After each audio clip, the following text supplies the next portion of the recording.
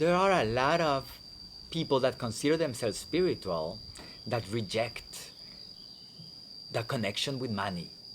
They think money is dirty, money is too material. They want to be ultra spiritual, they want to be super spiritual. And this, they would concentrate only on the higher chakras and they neglect the lower chakras, thinking that this is taking them away from the spiritual path. This is wrong. This is far from truth. If we really want to develop spirituality, we need to balance all the aspects of our being, all our 7 chakras, starting from the first one. Money is what allows us to fulfill our dreams. Money is more than important. It's important not to focus on money, not to work for money, not to do things expecting money. We need to do things that we love to do, but we need to secure our income to be able to provide for ourselves and for our family. And that will allow us to grow, not neglecting our financial situation. Then you will be begging, you will be struggling, and we need to focus first on our basic needs. This is the beginning of spirituality. There's a story about a boy, a poor boy. And this boy, he's very sad. He's very sad because he doesn't have any shoes. So you can imagine how difficult it would be being so poor that you don't even have shoes. Until this boy sees another boy that doesn't have any feet. So we're always seeing our problems as being huge. We need to understand that what we call problems are just opportunities. Opportunities for us to grow. Everything has a meaning. Everything in your life has a purpose. We need to be grateful for these things that we call problems. If you don't have shoes, there's somebody that has less than you. Earth gives us structure and stability. So for us to ground, we need to start by taking off our shoes, walking barefoot every day being barefoot, somewhere in nature. Even if you live in the middle of the city, there are parks. Go to the park, take off your shoes. Go to the beach, take off your shoes. Grounding is one of the most important things we can do to achieve health. When we're barefoot, through the soles of our feet, through the pores in our feet, we absorb nutrients from the earth. We absorb negative ions. We need negative ions. Negative ions allow us to detox. Even if negative sounds like something we don't want, it's the opposite. It's actually positive ions that we don't want. We find there's too many positive ions around us, from the Wi-Fi signals, from microwave ovens, from electricity, from people smoking cigarettes. All of those things provide positive ions, whilst the earth is charged, is loaded with negative ions that will allow us to detox from all those free radicals that are found in the positive ions. So very important, grounding our feet to the ground, to the earth. There's a real story about a doctor that had insomnia. And what he found was that through playing, through experiments, he basically grounded a cable. He put this cable down in the earth and taped this cable to his mattress. And once he did this, he was able to sleep. He was grounding his mattress through a cable. This doctor, of course, other doctors would make fun of him. But then he started seeing how in the parks, if a mother had a baby and the baby was crying, he would see that if the mother was barefoot, the baby would calm down. So he started suggesting mothers with babies to take off their shoes, and he would notice how the babies would calm down almost magically. Connection with earth. So important. When we connect through barefoot activities, there's no place for inflammation in your body. If you are barefoot, there's no inflammation, and inflammation is the beginning of lots of imbalances and diseases. We need to practice barefoot living as much as possible. Modern shoes disconnect us from the earth. These artificial soles are so disconnecting. We lose that connection with our Mother Earth that we become aliens in our planet. We can see how all animals are barefoot. We need that connection with the ground. Not just being barefoot, using clay in general. You can use clay in your body as a body mask, as a face mask. All clay is medicinal, except if it's from some polluted place. But you can buy overpriced medicinal clay from France, maybe. But you can just pick up clay from the forest. And you can, if you get some stomach ache, you can put clay on your belly or on your feet. Clay will detox, will absorb toxins from your body. So when we're barefoot or when we put clay in our body, this absorbs toxin and gives us nutrients and negative ions. Even eating some clay, diluting some clay in water, will help you with digestion. This is what a lot of animals do, like parrots or macaws, because they're eating seeds that have not been soaked. They get digestive problems, and through eating this clay, they improve digestion, and this works also for humans. Even playing with clay or doing some ceramics is a great practice for detoxing and activating our first chakra. We can also eat roots. It's a root chakra. So roots, root vegetables, potatoes, sweet potatoes, ginger, maca, ginseng, all root vegetables, and also everything that's red. So red is Muladhara's color. Red is the first chakra's color. Eating foods that are red, even wearing color red, chromotherapy with red color helps us activate this first chakra. The musical note is do, the bass. Bass, the deepest bass, is what activates our first chakra. Playing drums, deep drumming, tribal music helps us activate root chakra. We can relate each chakra to a gland in our body. And this first chakra we can relate to the suprarenals, which are above our kidneys.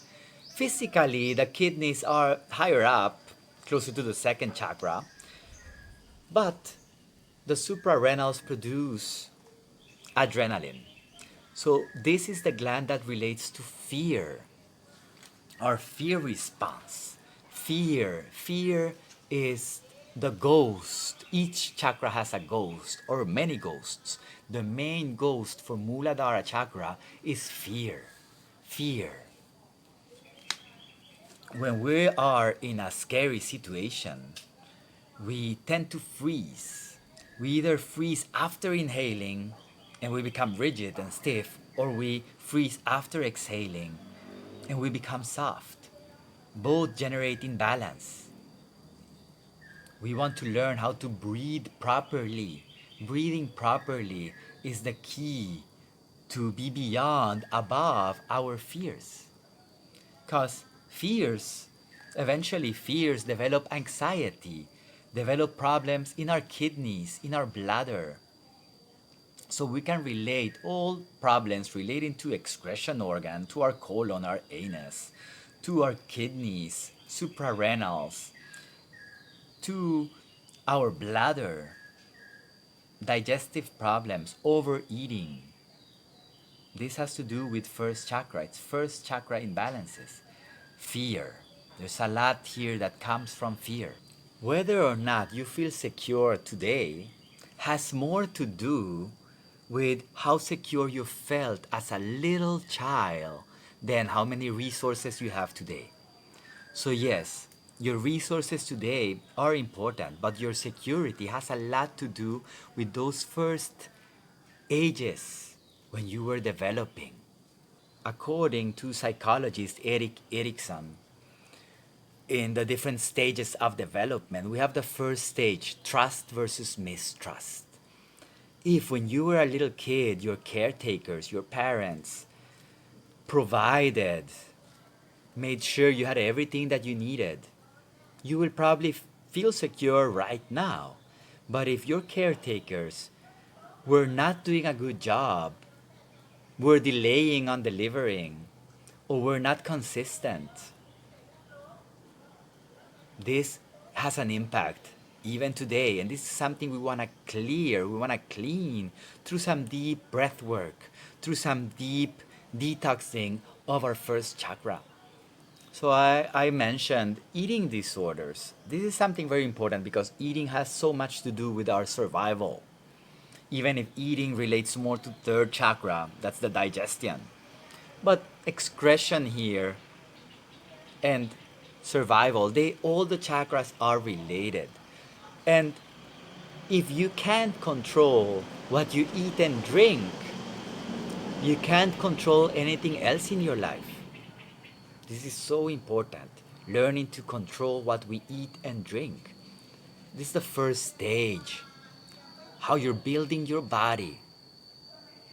This material body, it's very important. A lot of people think being spiritual means to neglect the body, not to care about the body. No, the body is a projection of your spiritual life. Your body needs to be taken care of, starting from the food that you eat. You need to learn to control what you eat and drink. Else, what? How could you control anything else in your life? I've mentioned how some problems that we can have from an imbalanced first chakra could be related to the colon, the bladder, the kidneys, the suprarenals, also to the legs and the feet and the lower back. This sciatic nerve syndrome. Sciatic nerve syndrome relates to this first chakra. Sciatic nerve, this is when our legs get numb because we're over-sitting. Amongst the yoga postures, we want to work with mainly standing postures and forward bends. When we do forward bends, we stretch our hamstrings, and our hamstrings represent the roots in our body. Hamstrings can be very tight for most people. It's very difficult doing a forward bend because we have tight hamstrings. We want to stretch those roots. When we stretch our hamstrings, we're stretching our Muladhara, our first chakra. And when we can stretch our Muladhara, we will allow growth and abundance in our life. So yogic exercises, standing postures, like triangle posture, warrior postures, but mainly also forward bends, also on the floor. And a couple of more postures, Malasana, squat position, and Apanasana, what's also known as Pavanamuktasana, the wind releasing posture. We will see this exercise if you decide to continue on the second part of this training. We will see a lot of these exercises. Another very important yogic practice, Mula Bandha. Mula Bandha. The bandhas are known as the energetic locks. I prefer to refer to them as valves, energetic valves, because we can regulate the energy. So basically we have three bandhas, three locks. And the first one we learn, Mula Bandha, the root bandha, the root lock. And this is about tightening our perineum, our root, our pelvic floor. What's known as Kegels is a practice that helps us understand Mula Bandha. When we go to the bathroom, when we're holding, that holding action, that's how we start relating to Mula Bandha. tightening our pelvic floor. There's also feet and hand bandhas. Basically, when we're practicing postures in yoga, we want to spread open our fingers, spread open our toes, and try to get the whole hand on the floor, the whole sole of the foot on the floor. This also is an energetic lock or valve. First chakra, stability, relates to different deities. Indra is one of the main gods in Indian philosophy or mythology. This is the seat of Indra. Brahma is also sitting in your first chakra with his Shakti, his wife, Dakini. But there's another deity that's more famous and well known that relates to the first chakra. This is Ganesh or Ganesha, the elephant-headed deity. Ganesha represents the remover of obstacles, removing obstacles, and most obstacles are in the words that you use, how you choose to speak. This builds your universe. Ganesha is full of symbols. Small mouth, doesn't talk too much, big ears, pays attention, small eyes, concentrate. He's riding a mouse, and the mouse represents fears and cravings. He has managed to control his fears and cravings. Big belly, big capacity of digestion. We need to learn to digest through proper eating. Ganesha's trump represent your spine. Your spine is Ganesha's trunk, and Ganesha is sitting on the base of your trunk. Ganesha's trunk also represents Kundalini, and this is probably the most important aspect in the whole chakra universe. What's the whole thing about the chakras? We will see how they are connected through the nadis, the energetic channels. And the aim behind this practice is to purify our energetic channels, purify our chakras, so that we can allow Kundalini to awaken. Kundalini represents the dormant creative energy, creative female energy that's sleeping in your root chakra. It's represented by a snake that's coiled 3.5 times, sleeping on your perineum. We want to awaken through energetic work. We want to awaken Kundalini. And once Kundalini awakes, Kundalini starts to rise and penetrate each one of the chakras that are above Muladhara chakra, piercing and activating them, fully activating. The awakening of Kundalini is the fully activation of all your chakras, and this is the whole purpose behind the chakras. So if we don't work our first chakra, we're not working with Kundalini. And if we don't work with Kundalini, there's no spiritual awakening. So we need to start from the base, from the root. We can learn to awaken this creative Kundalini energy through controlling our energy, our breath, our mind,